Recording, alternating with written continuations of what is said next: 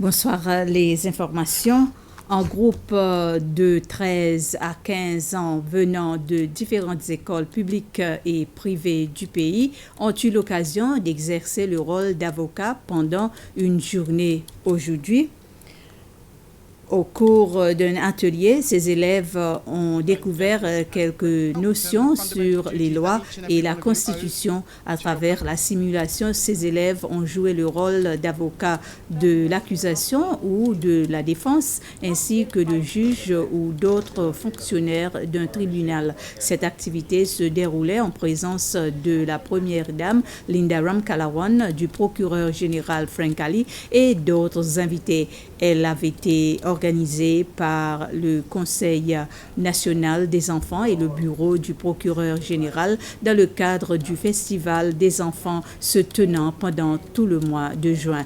La facilitatrice de l'activité, Nissa Thompson, elle est avocate et travaille au bureau du procureur général. Elle a expliqué qu'à travers le thème choisi, Penser comme un avocat, les organisateurs ont voulu donner à ces élèves l'occasion de se mettre dans la peau d'un avocat ou d'une avocate et pourquoi pas de se laisser séduire par cette profession.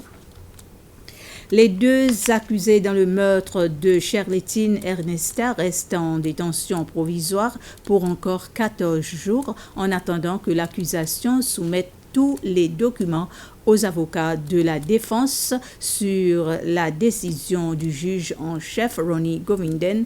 L'accusation doit avoir remis les documents au plus tard le 17 juillet.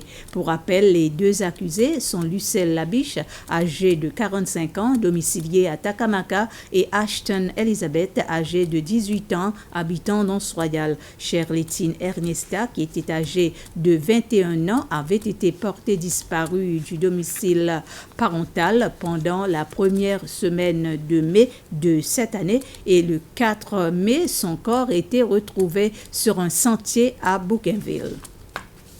Autre cas d'inculpation, il s'agit des 3 accusés dans l'importation d'environ 8 kg d'héroïne et d'environ 8,9 kg de hashish liés au bateau Ali Baba. Ces 3 hommes, Faiz Ali Moubarak, le propriétaire du bateau Baba Ali plutôt, Mickey Paul Barbier et François Richard Deletourdi restent en détention provisoire pour encore 14 jours. Ce procès devrait s'ouvrir vers la fin du mois d'août de l'année en cours.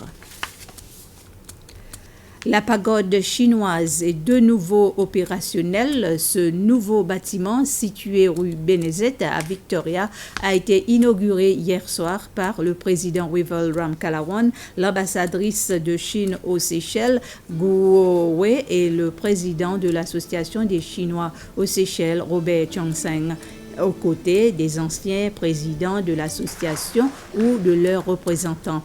La construction de ce nouvel édifice, qui est également le centre culturel sino-séchellois, a duré 8 ans et a coûté une somme de 14 millions de roupies.